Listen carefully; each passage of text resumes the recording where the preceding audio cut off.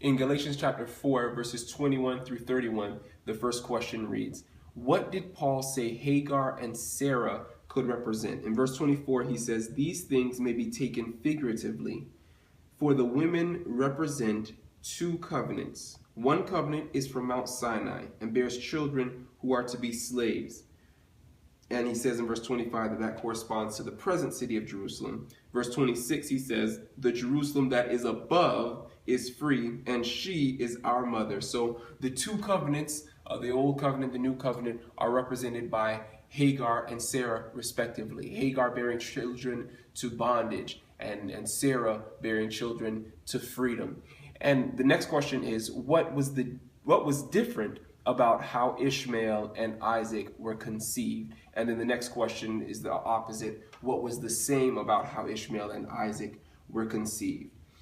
The verse here, it says in verse 23, his son by the slave woman was born in the ordinary way. Now other translations say was born according to the flesh, was born in the natural way, was born in the ordinary way. But his son by the free woman, Sarah, was born as the result of a promise. So this is the primary difference, particularly that Paul mentions here, is that Ishmael was born in the ordinary way, according to the flesh, and Isaac was born as the result of a promise. He was born after a promise. Later, he uses the contrast here and says that he was born in verse 29. At that time, the son born in the ordinary way persecuted the son born by the power of the Spirit. So another way of referring to Isaac is the one who was born after the power of the Spirit, contrast with how Ishmael was born in the ordinary way.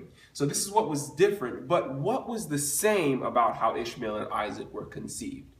Well, this goes into what we all know as adults, that it was bisexual intercourse that they were both conceived. And this is very significant, I believe, when you look at the difference here.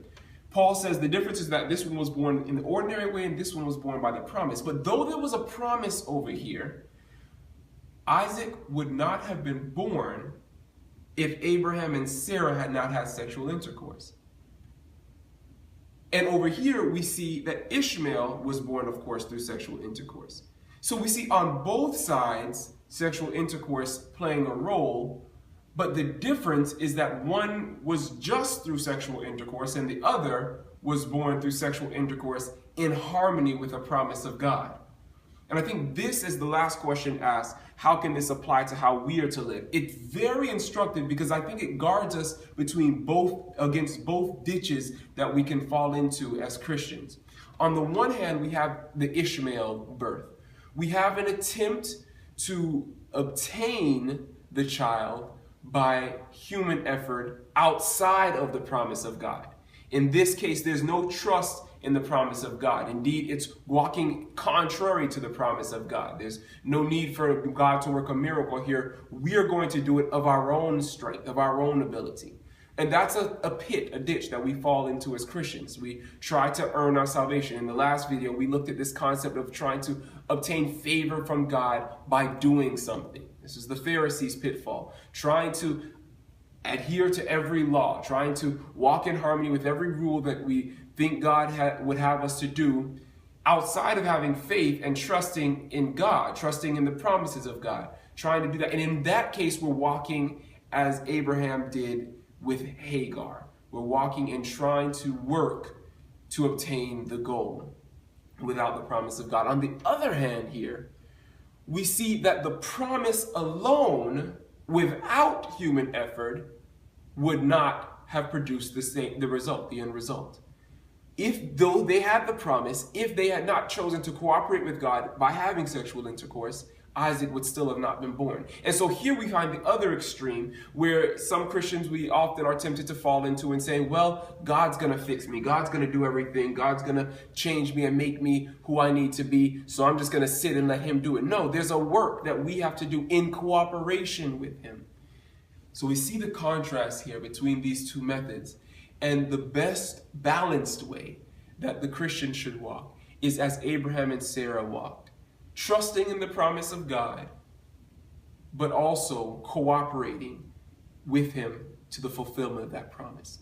There are many promises in the Bible, Old and New Testament. One of my favorite ones is in Philippians chapter 2, where it says, "It is God who works in you to will and to do of his good pleasure." Promising that God is the one that's going to give me the desire and the ability to do right. He's going to be the one to change me. He's going to change my heart and change my actions. The promise of the new covenant itself is that God, just like he worked a miracle to write the law in tablets of stone, that same God, by that same power, will work a miracle to write that law in the stony tablet of my heart.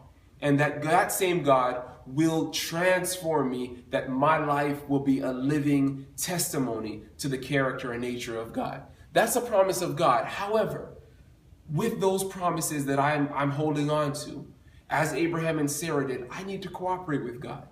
I need to put myself in situations that are conducive for God to do this work. Not fight against him, but work with him to accomplish his work of writing his law on my heart, of transforming my character to be brought into harmony with his character. But of course, again, all that while relying on him for the sufficiency to do this great work.